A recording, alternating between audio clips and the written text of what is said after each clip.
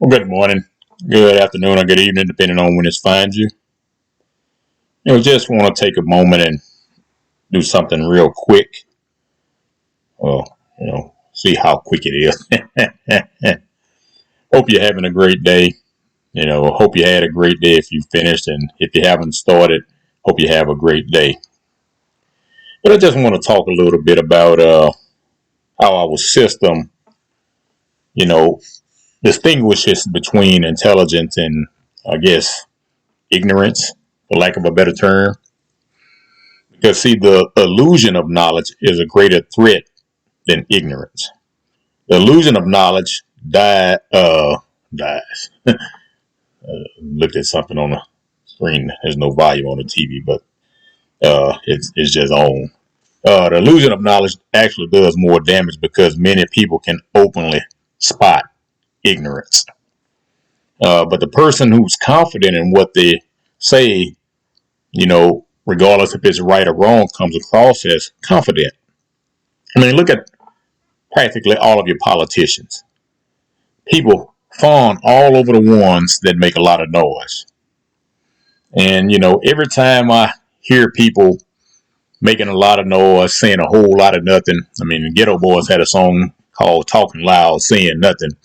But even outside of the Ghetto Boys song, I think about 1 Corinthians 13, where it says, I'm a sounding brass or clinging cymbal. They just make a lot of noise. See, all of your politicians have speechwriters.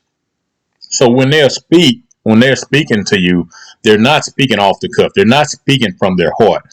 And y'all have heard me mention, a few years back, an organization asked me to run for political office. And I told them, let me talk with my wife, let me talk with my family, because I knew political implications and putting your name out there in a situation like that was going to impact more than just me. And so I wanted to run that by everybody, my closest friends, and all of that stuff. But in subsequent meetings, the gentleman that was over the organization said, and we're going to give you a speechwriter. And I said, no, you're not. And he said, well, Brother Myron, your words can come across to a lot of people like you run over them. And I told him, I said, however it came out my mouth, that's exactly how I mean it. And see, speechwriters are basically telling me you don't have any control over what you say. We're going to dictate and we're going to determine what you say. And that's why we have the situation in this country that we have. See, they've been told what to say already and how to say it. They're nothing more than actors filling a role. See, the truth has been replaced by what people feel like is true. When was the last time you sat in silence? Without your phone, without your tablet or your laptop, without your television. I remember hearing a guy say something years ago. He said that the most private place is a public park. I mean, years ago, I went out and did several videos out in the park. You know, all the hustle and bustle around me, all the traffic around me, but sitting in nature, it was the most peaceful and quietest moment. Because you can't even really get that in your house unless you turn off your phone, turn off all the electronic gadgets, and just sit in your house in total silence. And I don't know if you've ever had the experience, but have you ever been alone when the power went out? Silence scares most people. And so the most private place is a public park. I myself, try to sit outside every day,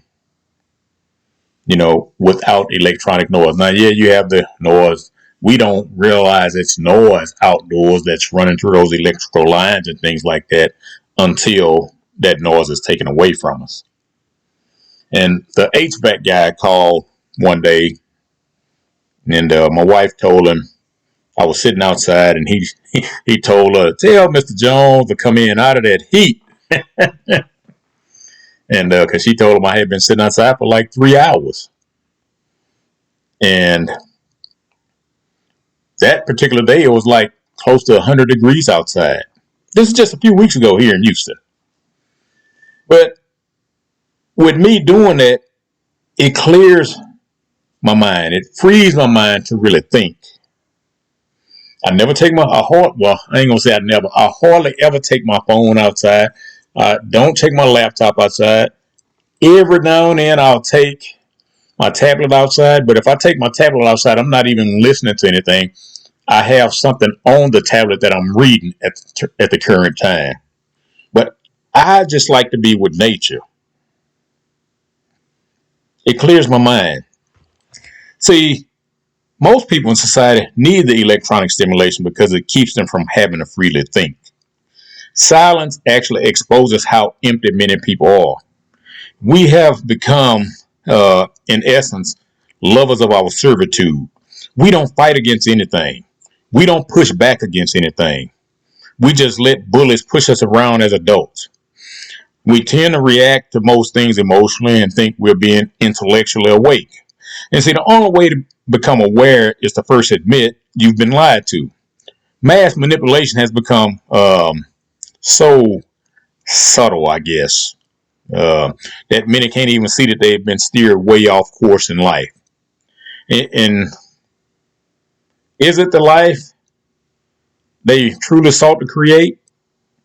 See, the system gave us an entirely new roadmap for our lives than the life we said we wanted as a child.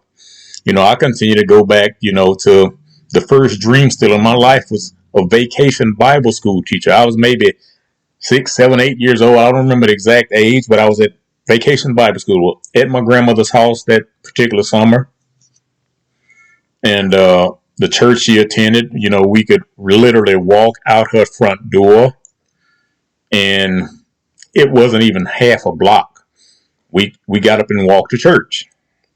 And, back when we were children, vacation Bible school was our summer fun. That's just the way it was. I'm not a child of date, so I don't know what they do for fun other than sit in the house all day. But going to vacation Bible school was our fun. And, that teacher, when I said, I'm 6, 7, 8 years old, as a young boy, being a fireman or a policeman, looked cool to us. I said I want to be a fireman. And, this guy went in and said, why being a firefighter wasn't a good thing. And then he said, for him. And, and everything that every child said that day in that class, he had a negative response as to why that wouldn't be a good profession. When we're children, we're taught to respect those. We don't ask those questions for the most part. So none of us asked him what he did for a living.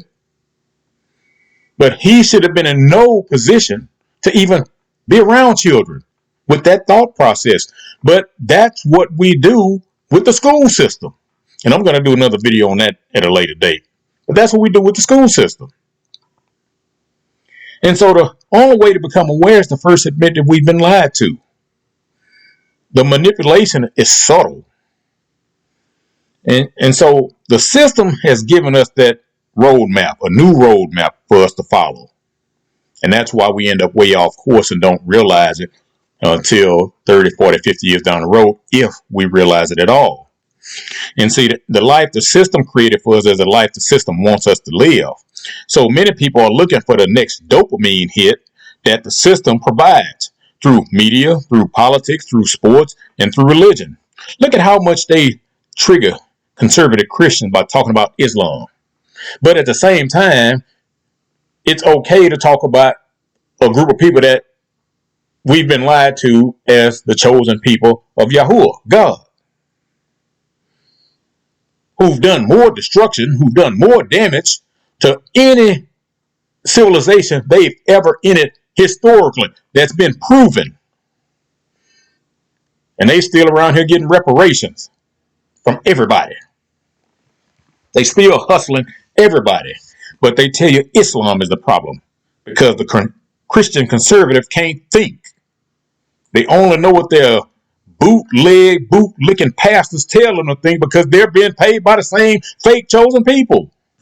No, I got way off on topic on that. No, let me get back. But I'm just saying, look at how we get manipulated and tricked. Look at how much they triggered people about this person, Bad Bunny, about performing at the Super Bowl. I mean, just to show you how much I know, when they said Bad Bunny, I thought it was a woman. I didn't know that was a dude. And my thoughts are, what masculine dude gonna call himself Bad Bunny? But that's just the way I think. We do have freedom of speech still, don't we?